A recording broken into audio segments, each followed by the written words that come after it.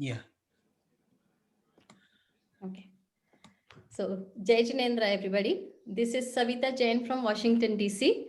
On behalf of JAINA, I welcome you all to Know Your JAINA event, focusing on Ahimsa Eco-Vegan Committee this month. Let's begin with Namokar Mantra. Please join your hands. Om Namo Arihantanam.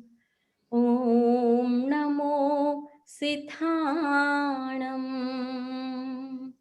Om Namo Ayariyanam. Om Namo Uvachayanam. Namo Loe Sappasahunam. Eso Panchanamukaro Sappapavapanasano Mangalanam cha Sapesim Padamam Havai Mangalam Padamam Havai Mangalam Padamam Havai Mangalam. So they say being vegan is not a diet. It is not a religion, any elite group or club. But being vegan is a conscious, responsible, ethical decision to make every reasonable effort to live and enjoy life without harming, contaminating, and killing. So today's Know Your Jaina event is focusing on Ahimsa Eco-Vegan Committee. Without further ado, I would request our president, Mr. Mahesh G. Vadhar, to please continue the meeting, start the meeting. meeting Joey. And I would request everybody to please mute yourself while you're not talking. And if you have any question during the presentation, please put your question on the chat box and we will have 10 minutes towards the end for question and answers. Mr. Mahesh Ji Vadhar. Thank you. Thank you, Savita ji. As always, thank you for reciting the Naukar mantra with Bhakti Bhav. It's very nice. Pranam and Jai Jinendra to all. Thank you for taking time off on Saturday and attending this webinar. I hope you are all in Sukshata and are all in good health. Jaina Executive Committee came up with the plan of introducing Know Your Jaina, where all our 36 hard-working committees can come up and share their activities, their current projects, their finances, and their future projects with the community. This will make everyone aware of the people behind each and every committee, their mission, their current activities, their finances, and the future plans. By connecting with the members of various Jain centers, it will also give opportunities to more new members to enroll in their activities. The committees this way get more engaged and perform better. We will have every month one or two committees giving their updates. Today we have Ahimsa Eco-Vegan Committee chaired by Dr. Jeena Shah and her committee members who will be speaking on Jainism, veganism, and climate-friendly living.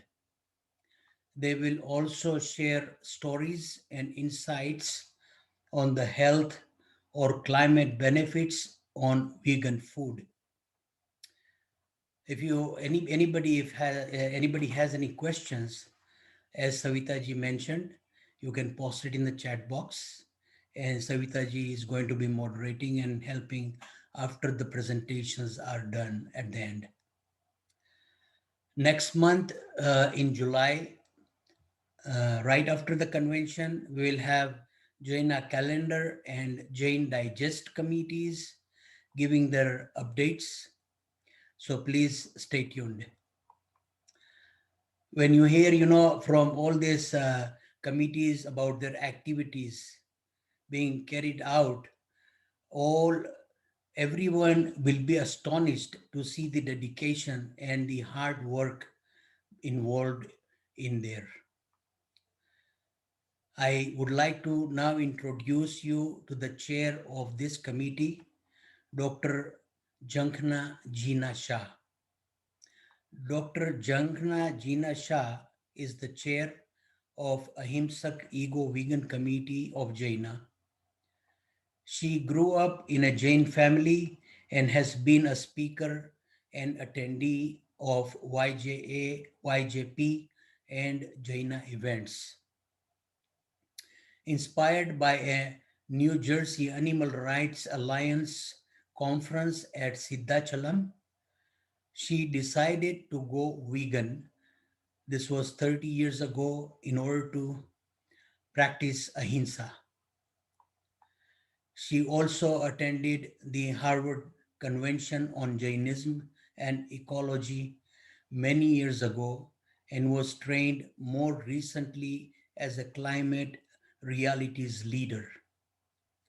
She is board certified in general preventive medicine and in family medicine. She has spoken on the health and ecological benefits of a whole foods, plant based diet and co authored the Jain Declaration on the Climate Crisis with fellow committee member Sudhanshu Jain. With that, let me invite Dr. Jeena Shah to walk us through the Jaina Ahimsak Ego Vegan presentation. Thank you all and Jai Chinendra. I hope Jeena is back. Jeena ji is back. She had to take a bird to a hospital. She found a bird on the street, and she took care of that bird yesterday night. She brought the bird at her house and tried to feed her. She did not know how to handle that, but anyway, she did her best. And this morning she called me and she said she's going to the hospital taking the bird to be taken care of. Very nice of her. So let us see if Jeena ji is here. Jeena Ben? So she's here. Jeena ji? I thank you very much for that introduction. I'm just reaching home and logging in to the Zoom meeting from my computer. So you're hearing me on the phone, and I'm very shortly, as soon as I'm in the Zoom meeting, we'll disconnect. Just bear with me a few minutes, No and problem. I'll log on with my computer and video from the computer, and then we can start. So how many people do we have on the call so far as I'm logging in here? We have 32 devices, so probably we are like 50, 60 people here. Wonderful, wonderful. Yeah. Okay, so I'm just joining now. Give me a minute to put the video on. I'm going to get off the phone.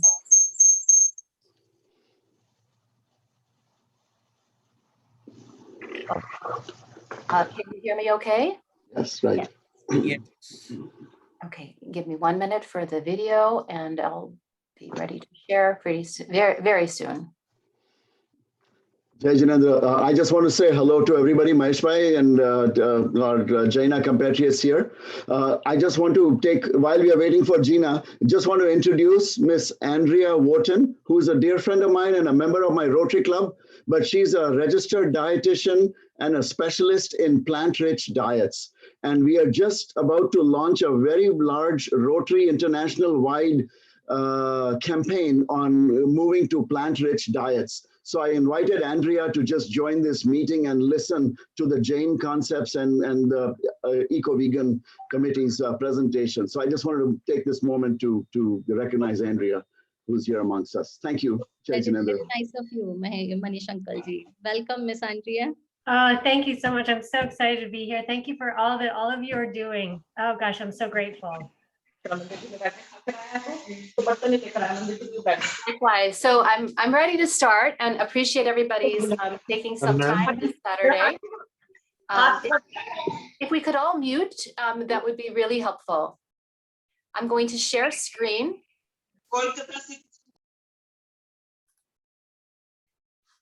And I'll start the slideshow.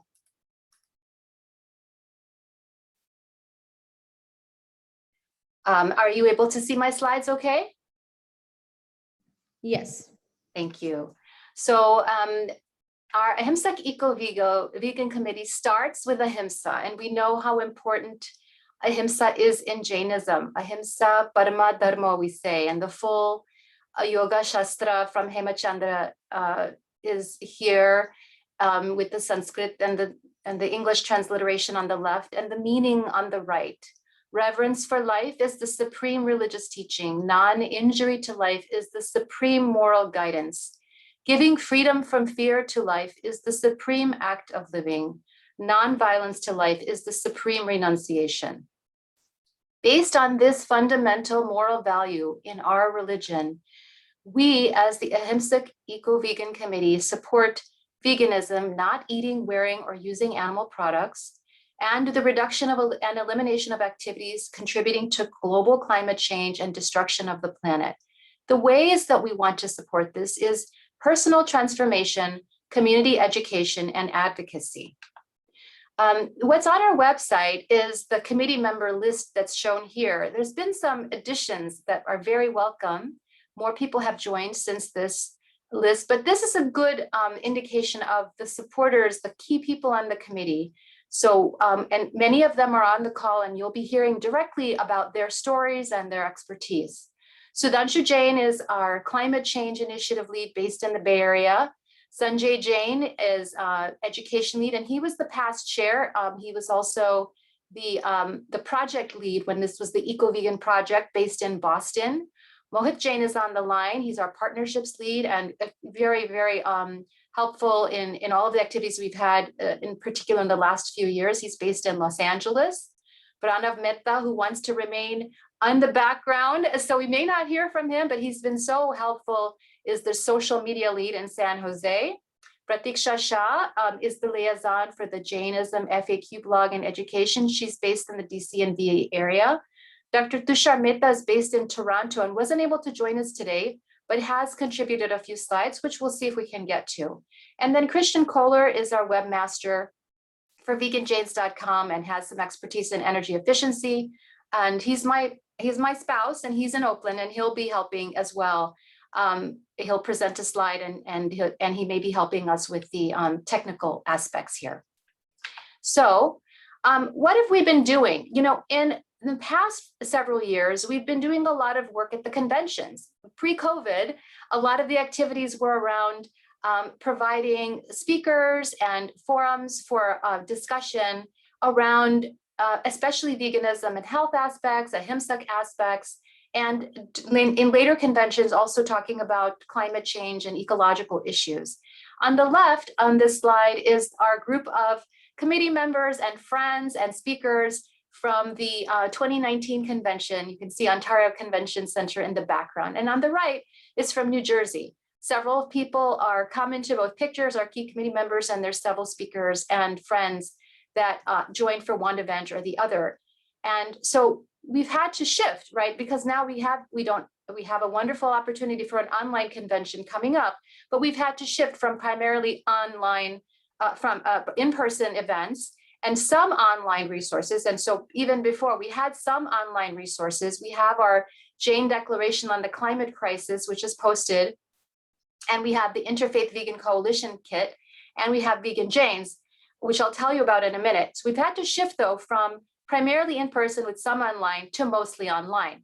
Before I get to the other online, I want to just show you what Vegan Jains looks like, and you can explore this website. We have one whole category, and it's under the category aesthetics. And I understand that scholars like to use the term mendicants, but what we have is a whole category of sadhus and sadhvis, aryakas, bhattaraks, Digambar Munis, now talking about the importance of renouncing dairy products. As we know, Jains traditionally already avoid meat and eggs.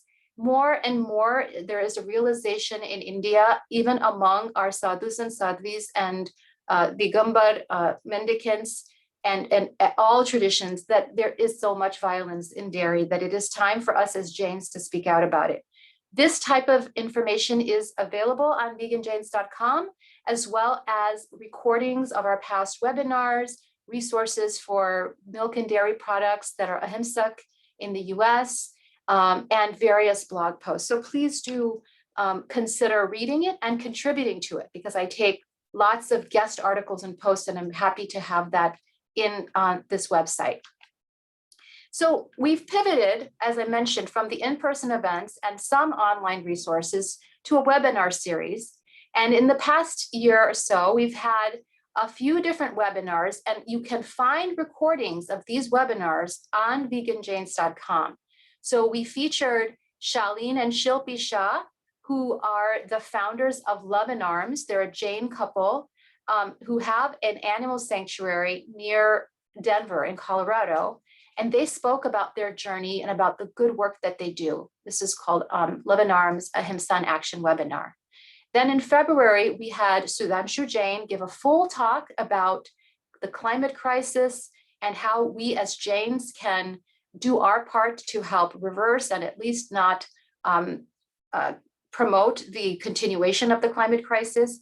He'll give us some slides today, and you can find the full talk recorded then. And we also had Dr. Reshma Shah, who's a pediatrician who's written a book called Nourish, talk about the health benefits of a plant-based diet. You can hear her whole talk recorded there as well.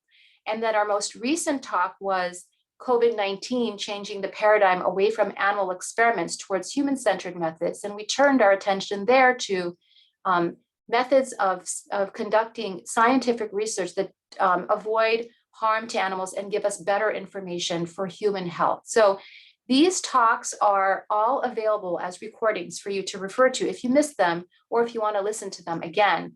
And we give a lot of thanks to all of our speakers and moderators and facilitators who made them wonderful conversations and resources. We've also had some talks with groups in India. There's a recorded YouTube documentary filmmaker piece. The person named Nisha Matamp interviewed Sudhanshu and myself in Mumbai, and that's, she dubbed with Hindi subtitles so that it would be more accessible to the Indian audience. We had a talk in March with the Applied Jainism group based in India on the Jain Declaration on the Climate Crisis, and there's been a spin-off of a whole WhatsApp group now thinking about how to make our Jain community more conscious about plastics and avoiding their use. And we have had the Jain Declaration on the Climate Crisis translated into Hindi. The Hindi version is available at the link here, and there's an English version, as I mentioned, on the Vegan Jains website, as well as on the JAINA website.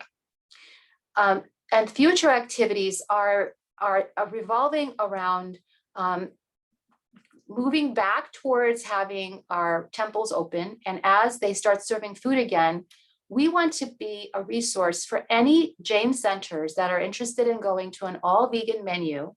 And Dr. Manisha Shah, who wasn't able to attend today, and Dr. Jaswant Modi, who's the president of JCSC, the first North American Jain center that went to an all-vegan menu, are both leads on that. We also want to continue education on the Jain Declaration on the Climate Crisis and consider how to modernize Jain vows. We're open to partnering with YJA, YJP, and like-minded organizations on new initiatives. So please contact us if you would like to be a resource or to access our resources. Now I'm going to stop for a minute and see if Dr. Modi wants to say anything more about how it was to have an all-vegan menu and a policy at the Jain Center of Southern California. Is Dr. Modi available to give us a few words on that? Yes, Gina, I'm here. Wonderful. Jai Jinendra to everybody. Since the Jain Center became vegan, that was in 2018 March, every event, official event of the Jain Center that we cater the food has been vegan. There is a wonderful reception. we haven't heard any complaints of the people. Food is delicious, wonderful. People have accepted. And just on the side note, this morning there was a beautiful article written, Bloomberg News. 11 Park Madison, the most famous restaurant in Manhattan, has become vegan. It opened after a year of closure on June 10th, which is just 2 days ago. The first meal that was served, it was so delicious. There is a waiting list of 15,000 people. You can read today's morning in a Bloomberg News and the New York Times. Vegan. Jains should go for all meals vegan. There are many millions more vegans in the world than the Jain population. If we Jains do not own this principle and go forward, if we do not define veganism, veganism is going to define Jainism, and we need to wake up. Thank you, Gina. Thank you so much, Dr. Modi, for your words. I really appreciate it. And somehow that slide went back. So let me go forward. So now I'd like to spotlight our committee members, and we'll have some of the sharings directly from each of our committee members. So next up will be Mohit Jain, if you're ready. I'm going to go ahead and advance to your slide, and I'd like to invite you to open up and tell us more about your journey. Sure, thank you. Thanks everyone for being here. Hi everyone, my name is Mohit, and I just wanted to share quickly about myself and my journey to veganism. I grew up in a traditional Jain vegetarian household, as I'm sure many of you did as well. I never ate meat or eggs, but I lived on dairy and had a really unhealthy obsession with Taco Bell growing up. And in 2009, after talking to a doctor, I decided to eliminate dairy from my diet. And I instantly, within a few weeks, felt amazing. And although I felt great physically, I was saddened to think, I'm not gonna be able to eat my favorite foods anymore, especially restaurant-style Indian food, paneer tikka masala, malai kofta, raita, all these things that I grew up eating and have fond memories with. But after researching on the internet, I was pleasantly surprised that all of our favorite dishes could be veganized with a plant-based substitute. Paneer tikka masala became tofu tikka masala, and I was still able to eat raita with a switch to a plant-based yogurt alternative. So a lot of people enter this lifestyle through different lenses, whether it's health, environment, animal rights. I think as Jains, we can all understand and appreciate those reasons because it's based on science. But to me, food is actually the biggest gateway, but also the biggest obstacle. It's deeply embedded in our culture, our rituals, our family, and that's why it's often harder for people to initially make that switch. Going down this path also brought up a lot of concepts we never questioned while growing up. Should we be relying on animals for food? Shouldn't Jains care about 5 cents to animals that are used in the dairy industry just as much as we do microorganisms? Why do we not wear leather in the temple, but we consume milk, cheese, and yogurt from cows? Being vegan now 11 years, I've realized how important it is to be curious and how simple switches can empower us individually. We're actually raising our kids to be plant-based vegans now and exposing them to a compassionate lifestyle early on. And tomorrow, in fact, we're going to a sanctuary here in LA because my daughter keeps talking about wanting to see the rescued pigs up close. So it's not always easy, but we feel in our heart it's the right choice for us and for our planet. And with that in mind, I would like you to watch this brief video done by Greta Thunberg in partnership with an organization that I'm involved here in LA with. It's called Mercy for Animals. Thank you. So I'm gonna try to share. So I'm gonna put the screen back and then make sure that we have it optimized for video, and let's see if we can get this to work here.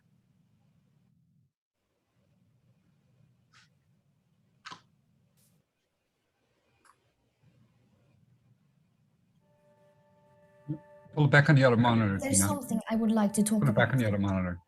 Our relationship with nature is broken. But relationships can change. The climate crisis, ecological crisis, and health crisis, they are all interlinked. We no longer see the links between them. We only see this far. So what will we do? My name is Greta Thunberg, and I would like to connect the dots. Because let's face it, if we don't change, we are f***ed.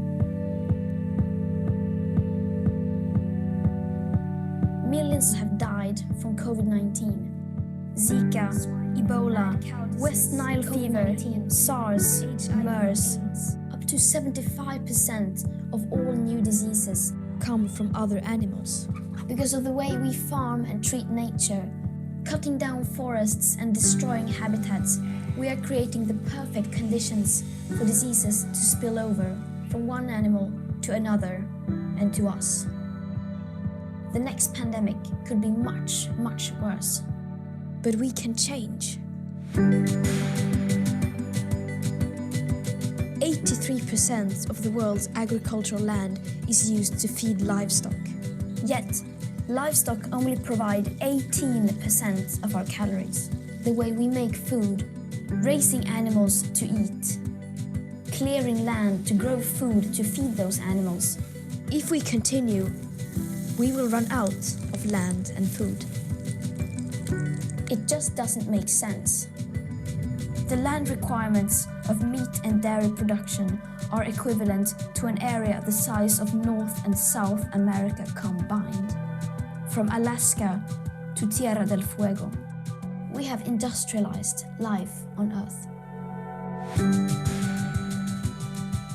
If we keep making food the way we do, we will also destroy the habitats of most wild plants and animals, driving countless species to extinction.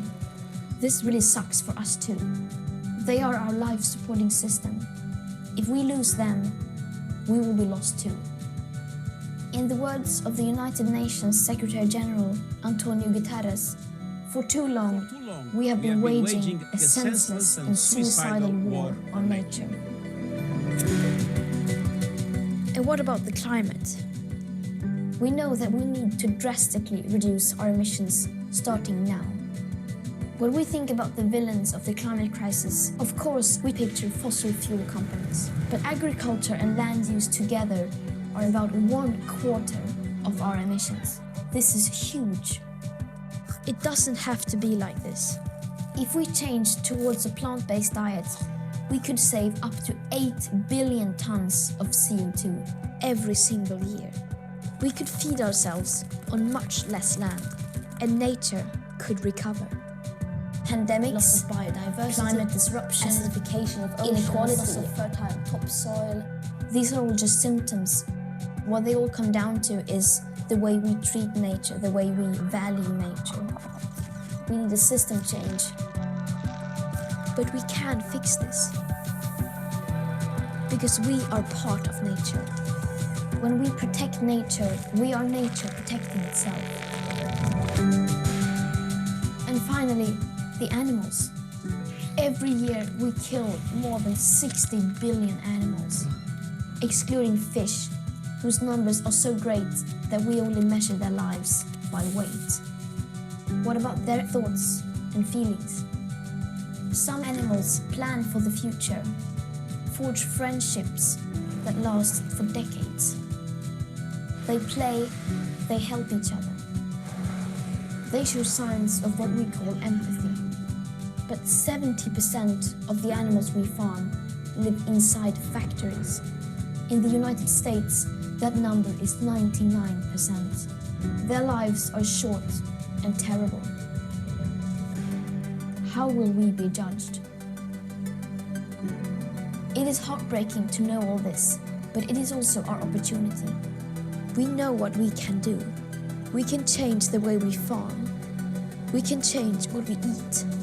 We can change how we treat nature. Some of us have lots of choices, while some have none at all. Those with the most power have the most responsibility, and most of us can do something. So, what will you do?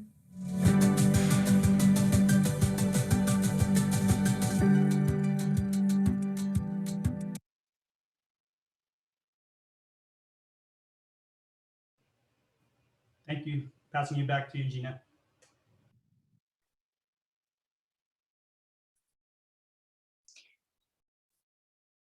So I would now like to invite Christian to tell us a bit about his journey and some of his favorite foods. Yes, hi, good morning, everyone. Good afternoon. I'll just focus on the thing on the left because I'm sure you cannot take your eyes away from the chocolate tofu pudding. This is one of my favorite vegan recipes. It's a recipe by Mark Bittman from the New York Times. And it's basically tofu and chocolate chips and a little bit of cinnamon and chili powder. So I'm just showing it here because it's a delicious, fast dessert, and it doesn't take any eggs or milk or other things. So I've been vegan since 2011, and I was fortunate to marry into a Jain family when I married Gina. And it started with the animals when Gina took me to some animal sanctuaries where there were rescued animals. And you see a picture in the bottom of me with a chicken. That was a couple of years ago in Hawaii at a farm sanctuary where we stayed. But going to the farm sanctuaries and seeing the animals that were rescued from these factory farms that we just saw in this amazing short movie really made me realize, where eggs were coming from and milk. And then I work in energy efficiency and climate change. And so the link with the planet was also pretty clear when people talked about some of these numbers we just saw in the video. I instantly got it. And then I also started learning more, mostly from Gina and movies we watched about health. And she has a very deep knowledge about health and veganism. And so that kind of made my journey. So I've been vegan for about 10 years and enjoying it. And the hardest thing for me was actually like business travel that I thought would be the hardest thing. And I remember in 2011 emailing one of the conference organizers and saying, hey, could I get vegan food? And they're like, oh yeah, no problem. And I was like, wait, this is this thing that I thought was going to be the hardest thing. And I just asked them and they're like, oh yeah, the hotel will just make sure there's a vegan meal for you. And sometimes it's not great, but most of the time it's actually something better because the cook makes 200 standard meals and then they make 5 special meals, vegetarian, vegan, and there can a lot of times be a little bit more interesting and a little bit more care into it. So what I thought was the hardest thing actually turns out to be the easiest thing. I just sent an email and they said, yep, we'll do it. So I definitely encourage you to question your stories about why it might be hard. You say, oh, I could not possibly have my cha without milk. It's like, okay, try it for a week or 2 weeks. Or I could not, if I go to my friend's house, it would be impossible. Try it sometime. And some of these stories that we have in our head, why it's hard, might actually be just that, stories. And if we, investigate them and question them and try it out, we might find that it wasn't such a big deal. So thank you. Thank you, Christian. And before we go back to the slides, I would like to invite Sanjay Jain to share a little bit. Sanjay, I received your slides a little too late to incorporate them into the slide set, but I invite you to share your video and tell us about your story. Just a few minutes to tell us about your journey to veganism. And I think you had a recipe for vegan yogurt that you wanted to tell us about. So if you don't mind just telling us, that would be wonderful. Could you? Yeah. Yes, thank you, Gina, and Jai Jinendra all for giving me the opportunity to share my story of becoming vegan. So it goes long back. I'm 54 right now, and at the age of 10 years, I was like with my father in temple, and there were so many books on Jainism, and my father always used to say, follow Jainism. So I said, if there are so many books about Jainism, like I don't know how to read them and how to understand them. So, how can I follow Jainism? And you keep telling me. And, he paused for a couple of minutes and he said, until you're able to read or understand these books, just follow one principle of Jainism, which is like Ahimsa Paramo Dharma, so non-violence. So every time in your life, if you have to do certain acts, you do and make sure that you don't cause any harm to any living beings. And I followed those principles throughout my life and growing up. And like, we will not use any insect killers, and like if there are insects in our house, we will put them outside. But those were the small things, well, big things. But the biggest change which came to my mind was, in 1993, I was going back from my first trip to US to India. And on the way back, in the Singapore airport, they used to have live oysters. And the whole idea was to give $10 to them. They will, and you choose your own oyster, and then they will cut it open and take out the pearl for you. And it could be surprisingly big pearl, or whatever the pearl is. So and so you and so there was a guy in front of me. I did not know this procedure. It was just choose your get your own pearl type of stuff. I actually had no idea that it's taken from the oyster. So the person in front of me, he gave $10. He chose the oyster, and I first time saw the oyster.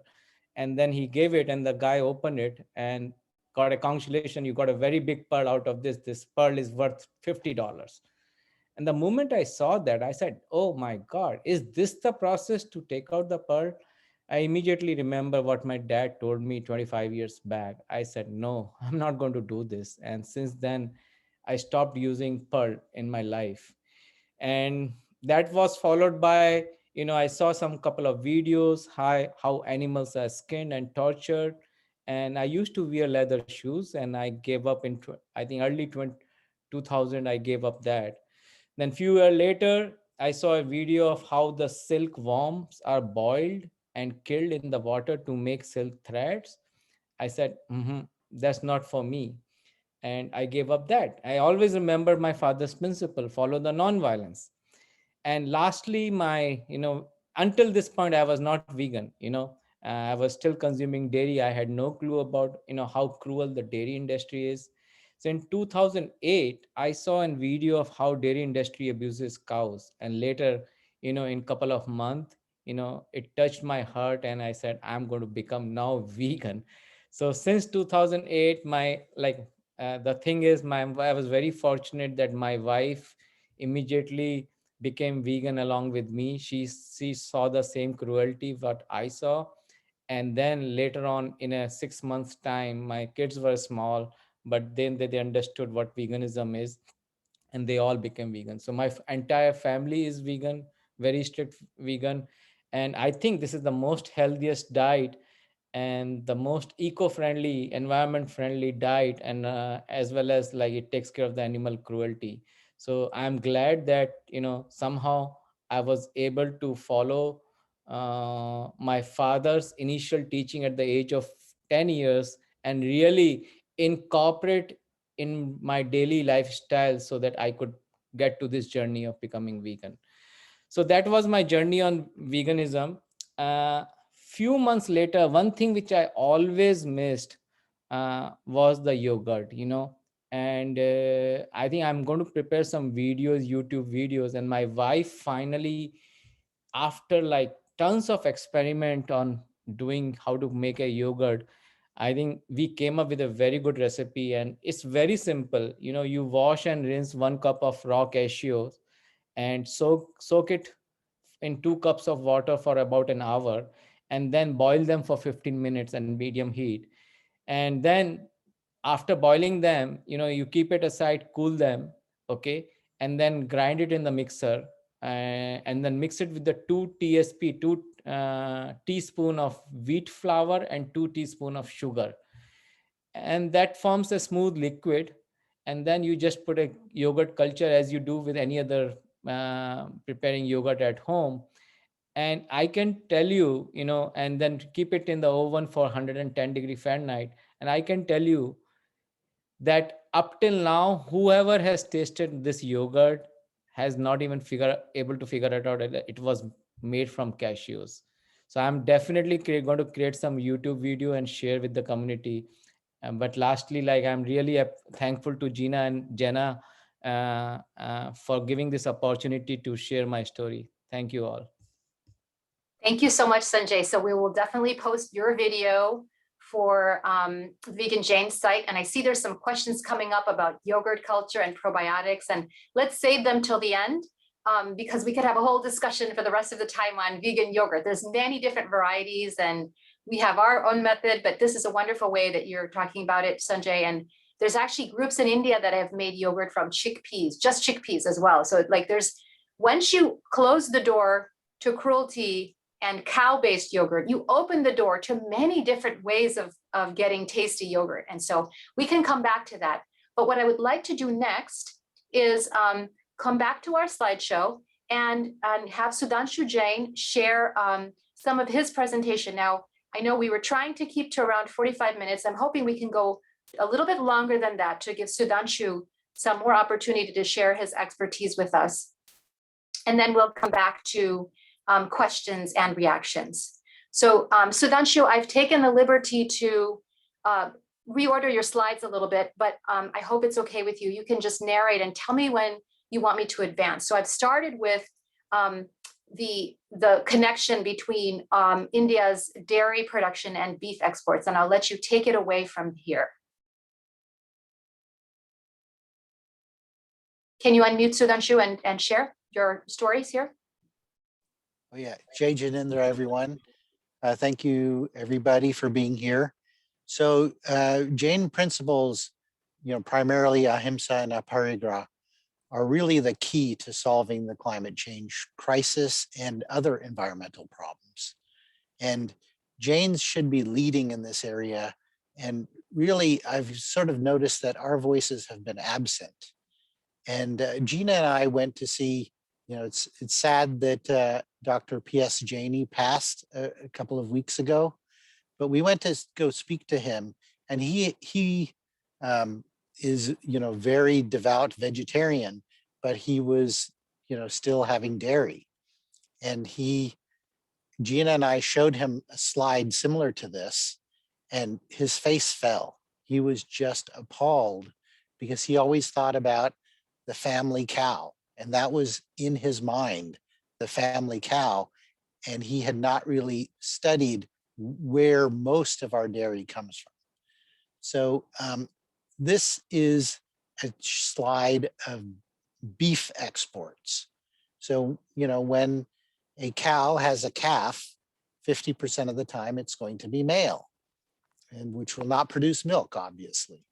So when India, being the largest dairy country in the world, has all of these male calves, there's a dilemma. What do we do with them?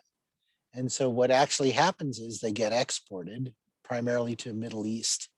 And so you can see that India is tied in second place for the most beef exports. And these animals are just killed. So next slide, please. Okay, so there are 900 and almost 1 billion tons of milk produced from cows and buffalo and other livestock. And India has the most, which is 20% of the world's supply. And the dairy is growing by 30% from 2005 to 2015. So, and then the emissions, the carbon dioxide and methane emissions from all these cows in the US accounts for 2%. Next slide. Next slide. Okay. So there are 278 million dairy cows in the world. And the thing is that to produce 1 gallon of milk takes 144 gallons of water. So, and the pounds of food that a dairy cow consumes is 100 pounds per day. And as discussed by Greta Thunberg, the amount of cropland is immense. Next slide. So for people who say, oh, I can't give up dairy because of my chai. So look, we have almond milk, oat milk, pea milk, creamers, cashew milk, flaxseed milk. Try one of them, try all of them, and find what you like the best. And there is a very good vegan yogurt, unsweetened. It's almost indistinguishable from milk-based yogurt made by a company called Kite Hill. And it's almond-based, and it has the probiotics that people are asking about. And then for butter, and I'll talk about my recipe for chocolate chip cookies, but I like this Miyoko's butter, which is very good. It's actually even available at Costco now. So next slide. So Jains have been talking about environment for 30 years, and L.M. Singhvi, who was a jurist, parliamentarian, scholar, and diplomat, and he was the High Commissioner for India in the UK from 91 to 97. And he wrote the Jain Declaration on Nature, which he presented to Prince Philip in 1990. And it talked about basically these things. Jainism is fundamentally a religion of ecology and has turned ecology into a religion. It has enabled Jains to create an environment-friendly value system and code of conduct. And it's a great declaration, but it doesn't mention climate at all. So we thought that we needed to have another document that does mention climate. Next slide. So I think it's well known, we've had thermometers since the 1850s, and we've been measuring temperatures. And here you can see, based on temperature readings, the temperature of the planet has increased basically 1.2 degrees C since 1900. So next slide. And these are causing these massive hurricanes, because hurricanes derive their energy from the temperature of the water, the sea surface temperature. So in 2019, we had a hurricane hit the Bahamas that was $25 billion worth of damage. And next slide. And this is the Amphan hurricane that hit Bangladesh. And here you can see all the destruction due to that. Crops are destroyed, trees are destroyed. Next slide. Here's another image of the flooding. It caused 742 deaths from rains in Bihar. Next slide. And while we have these floods, cities are running out of water. So just like we have floods on the East Coast of the United States, California and the West are in this historic drought right now. We have water rationing and all kinds of things. So you see sort of disparate effects of climate change. Drier places get drier, wetter places get wetter. Next slide. And of course, in California, we're suffering from wildfires. Next slide. Next slide.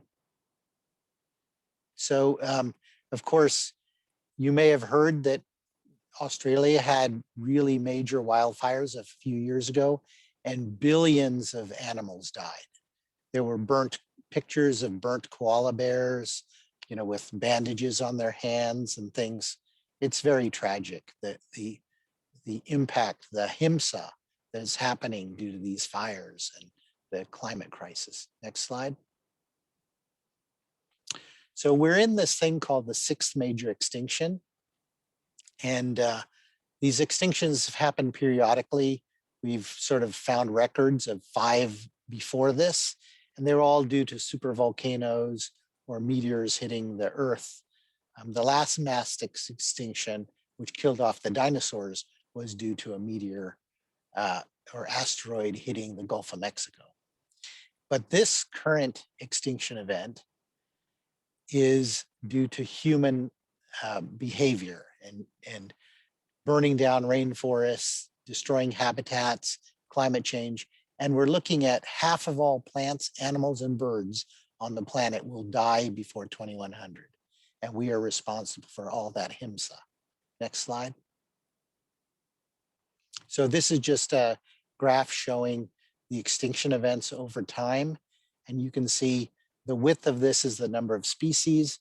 So you have an extinction event, the number of species declines, and then it diversifies and grows fatter, and then it has another extinction event. Next slide.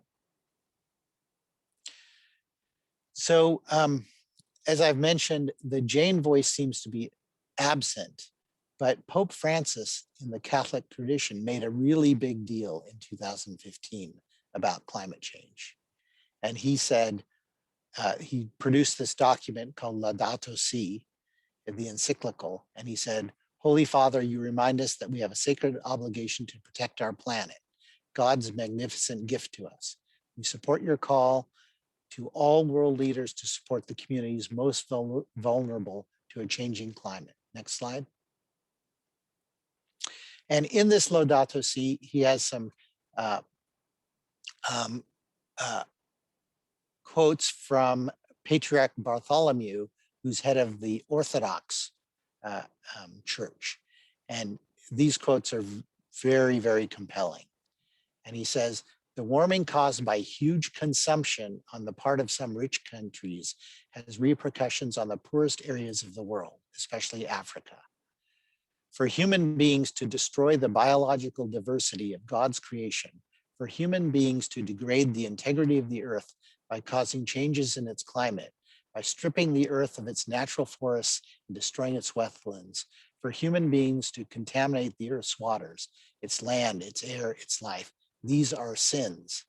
And both of these, consumption and destruction of habitat, are all Jain principles. They're fundamentally Jain principles.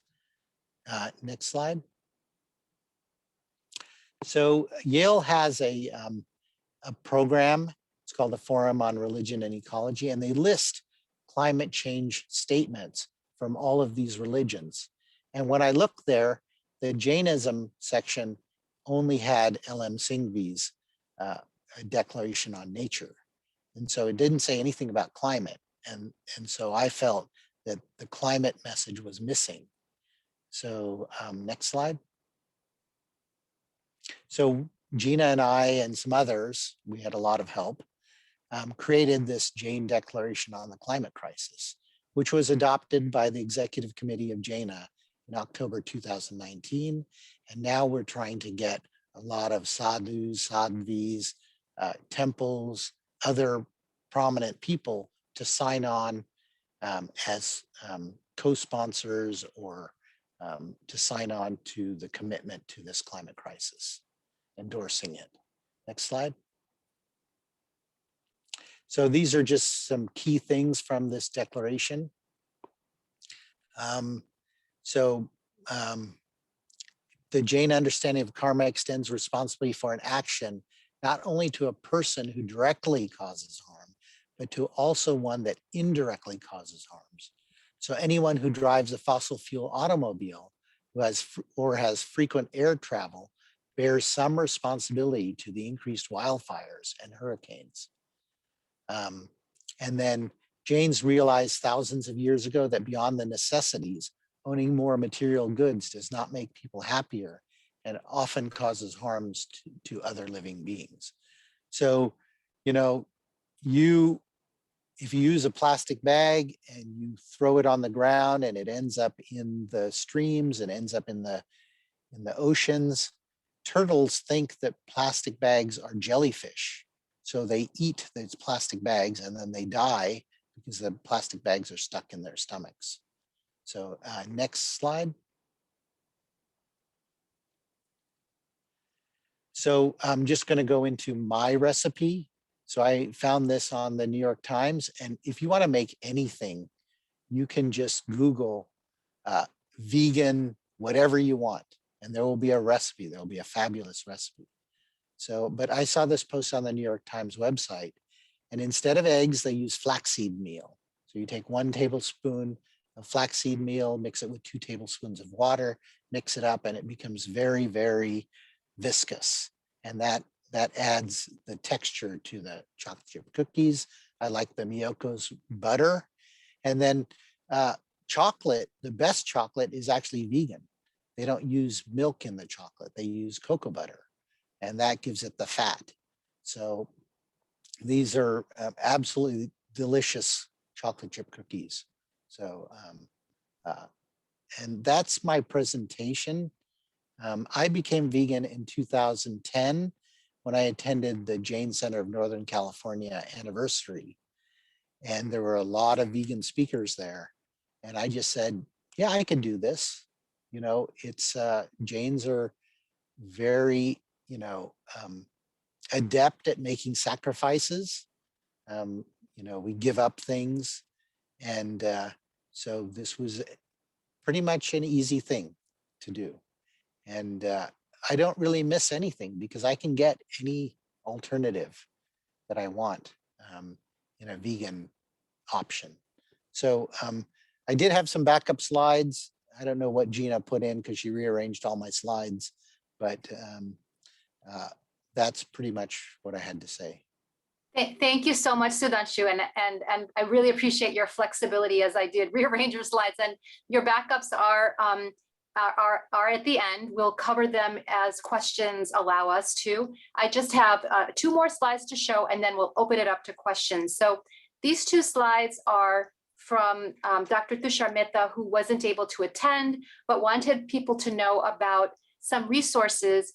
He has a number of resources, references on his website, plantbaseddata.org, on the role of animal agriculture as a cause of COVID and a risk for future pandemics, on plant-based diet or veganism and connections to our health and environment. And also he has some videos on dairy production and cow slaughter in India. These links are here. We'll post these again. They're already on veganjains.com. We'll post them again after this talk. And his favorite recipe that he wanted to tell us about was a breakfast recipe called Oatmeal from Heaven. And I won't go into details, but this again will be available. And it includes pumpkin seeds, sunflower seeds, hemp seeds, peanut butter, soy milk, dates, apple, and brown sugar if needed. And there's a whole procedure that he recommends. But one note I would make here is that for some reason, soy milk has gotten a bad rep. And Tushar is a proponent of soy milk as a very healthy, protein-rich alternative. And I agree, as long as it's organic and non-GMO and a whole soy product.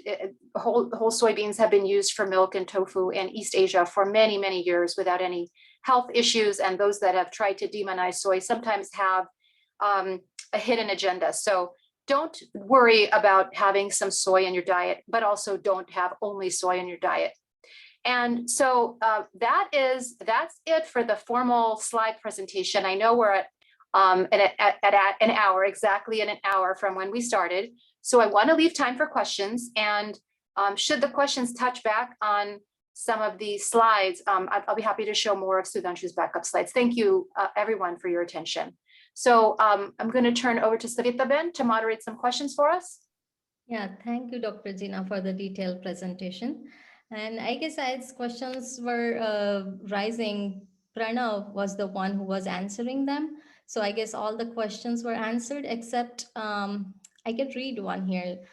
This is from Raj Salecha. And he's asking, he's like to know, what is your plan and contribution on convincing all Jain centers to go on this path? And so this is a very good question, and it goes back to one of the slides about our future activities. How do we make a change when many of the Jain centers and many of the leaders have heard about veganism? Some have expressed some resistance to change. Gina, can I say something in between? I'm sorry, in between. Well, maybe I can just finish my sentence and then I'll turn it over. So what I would like to say is that the strategy that we're promoting at this point is those that are open, those that are interested, please come to us for resources. And from then we can spread it and show that it can be done. But I'm happy to turn it over to Dr. Modi also. I I just want to make a comment that everybody, our Jain Center members, JAINA members, they should write to the JAINA EC, JAINA committee members, JAINA president. I believe JAINA should become vegan officially, and then we go to each individual centers and we recommend, we talk to them, we educate them, and this is the way to do it. I believe we can do it, we should do it, and we will do it. Thank you. Agree. Thank you, Jaswant. I think that's it for the question and answers. Unless anybody has any question here, they can unmute themselves and ask. There was a question about a Jaina youth group, and there certainly is. Young Jains of America, Young Jain Professionals, and YJA had actually hosted Mercy for Animals speaker who may be on the call, Mamta Jain Valderrama. And there are many YJA vegans, YJA vegans. And so we're happy to help in any way. They're also organizing their own events through their own channels and media. So we're here to support as needed, and you know, YJP as well. And Sulek Uncle has something else on this, I think. Go ahead. Go ahead, Sulek Uncle. Did you say my name? Jaina, did you say my name? Yes, yes, please go ahead, Sulek Uncle. Jai Jinendra, I'm really in awe, and I want to salute all of you, what you are doing. I have been vegan for nearly 40 years, so naturally because of my age. And I also want to salute here Bindesh Shah. He just sent a message that he, as of now, he's become a vegan. So he is a vice president of JAINA, and it is something great. So what Dr. Modi said is happening. Other information I want to give you that we are Jain academic centers in nearly 30 universities. And JAINA, every time we sign an MOU with a university, we specifically write down that in any function organized by the university in connection with the Jain activities, the food will be Jain vegan. The food will be Jain vegan. It is in our contract, okay? So something we are making at that front. And the other thing that I was just took very quickly is we talk vegan. There is, I think there seems to be a blinder that veganism something like a Western religion, Western fad. We have this word shakahari, and the word just Greta used a plant-based diet. That means shakahari. That's what it should be. Okay, veganism is the same thing. Shakahari, plant-based diet, veganism. So I think we are hung up as veganism, something new is being forced. No, it is not. And we have just more or less agreed to create an endowed chair at the Hebrew University in Jerusalem. This happened last week. And they told us that in Tel Aviv, there are 400 restaurants vegan in Tel Aviv, Israel. So the world is moving in that direction. So I would like to say every Jain should be a vegan. Every vegan Jain may not be a Jain. But there's no reason why every Jain should not be vegan. And lastly, Sanjay Jain mentioned about the oyster and about the moti, the pearl in the Singapore airport. And he showed very clearly, and we knew that moti or pearl is a product of Ahimsa, killing of that oyster. And yet, during Paryushan time, during Ghee Boli, we sing, Aaj mare dera sar mein moti ana varsha re. How cruel that is. How can we bring moti and it's the shower in our dera sar? So we should be man vachan ka. If our vachan is not showed about Ahimsa, I think we are just making a slogan. So I just wanted to draw this attention. This kind of song should not be there. Okay, thank you for listening to me. Jai Jin. Thank you, Sulek. There have been a number of other questions. One was sent directly to me, and maybe I'll take that one.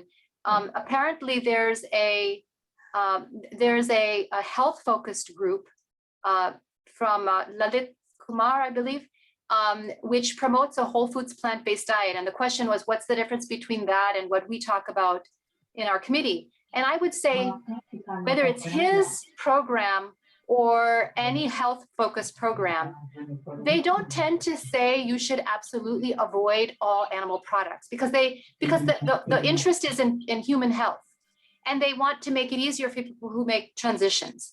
And so there's a lot of overlap. But when we come into this from the perspective of Ahimsa, we want to do no harm, right? So we take a bit of a more restrictive in some sense stand, but also more committed stance, a more conscientious stance. If you're doing it for health, maybe it's not necessary to reduce everything to 100%. But if you're doing it for Ahimsa, as Jains, we don't want to commit any harm. So I think maybe it's a little bit of emphasis, difference in emphasis, but there is a lot of overlap.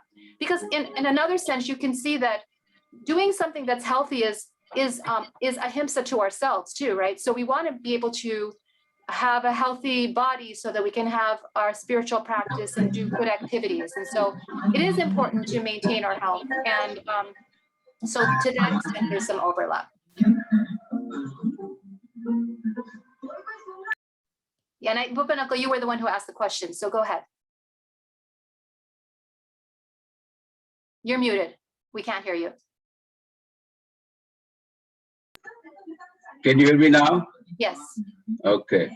That concept that you just described is by a gentleman named Lalit Kapoor. He is a IIT Kanpur chemical engineer, and for last 10 plus years, he has been sharing his research on not only veganism, but what is healthy food for the humankind.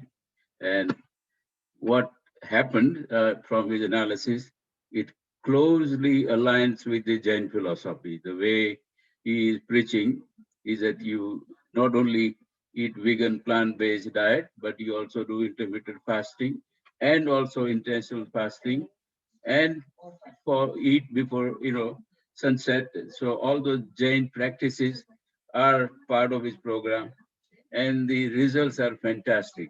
Out of 10,000 people who have practiced what he's doing, many, more than 50-60% reported the results back of improving their health, and those are phenomenal results. Those who were suffering from chronic conditions for many years and taking so many medicines for so many years, after following this diet program, all of them have got rid of their condition and stopped taking those medicines. And I'm one of those followers now, and I do see it on myself that I've been able to control my blood sugar pretty well now. So what I call this, it is an improvement on veganism, and it is not based on any religious practice. It is strictly human health, and it avoids completely animal food. There is no dairy, no animal food, and you basically is unprocessed, plant-based, natural food. Eat 8 hours during the daytime, 8 to 10 hours. Do intermittent fasting that way, and fast once or twice a month, and walk 10,000 steps every day. If So you do this, excuse me, Bhupan Uncle. So as I mentioned, there's some overlap. I would just take issue with saying that it's an improvement, because I believe that it depends what true to Anekantavad. If you're coming to it from the health perspective, he's covering exercise and fasting and some healthy versions of vegan food. So in that sense, for the health perspective, he offers more advice. But I've also seen messages from him and others suggesting people don't have to totally eliminate dairy products. Whereas we're saying from an ethical perspective, from a Jain conscious perspective, we do advise that we completely refrain from products of cruelty, including the animal products. So yes, to some extent, he offers more health guidance, but I think that we also could go a step further than what he proposes. So thank you. Are there other questions, Savita Ben? Yeah, I don't see any other questions in the chat, unless I can give just one more minute if anybody has any question, and that one will be the last one with respect to everybody's time. And I would just say that if we're trying to wrap up, we may not have time to go to Sudhanshuji's slides, but I would like to see if there's some interest in seeing those backup slides. If not, the full talk is recorded and is on veganjains.com. He did talk in the Eat Green to Go Green session of our webinar, and we have the full recording available. So I leave it to the organizer. Should we have time for that? Or all the links are in the chat box. All the videos and I guess the slides you have shown today. It's in the WhatsApp group if people would like to join. The vegan group, the WhatsApp link is also in the chat box. And I guess that's it, no more questions. So we'll try to wrap up as we have learned so much today about veganism, that we have many choices, many resources compared to 10 years back. So we all can take one step forward through Jain by becoming vegan. So everybody, thank you so much for your time to this Saturday afternoon. Thank you, Dr. Gina and your team for today's presentation. And everybody take care, be safe. Jai Jinendra. Jai Jinendra, is Maheshji going to say any words in closing? Mahesh uncle? 1 minute. Thank you. Pranam and Jai Jinendra. Excellent. This was very effective, beneficial, and the short movie on the mercy for animals was amazing. That says a lot. But anyway, I thank everyone for attending this webinar. My heartfelt gratitude to all the speakers, Dr. Jankna Jeena Shah, Sudhanshu Jain, Dr. Jaswant Modi, Sanjay Jain, Mohit Jain, Christian Kohler. Thank you so much. Thanks to Savita ji for your time managing this webinar so well during the weekend. Thanks to the technical team, especially Dhiman Vora, who is managing the audio video system. And hopefully we can have this type of meeting again. This is absolutely interesting, and I think it would benefit a lot to the Samaj, to our Sangh. So thank you, and Jai Jinendra.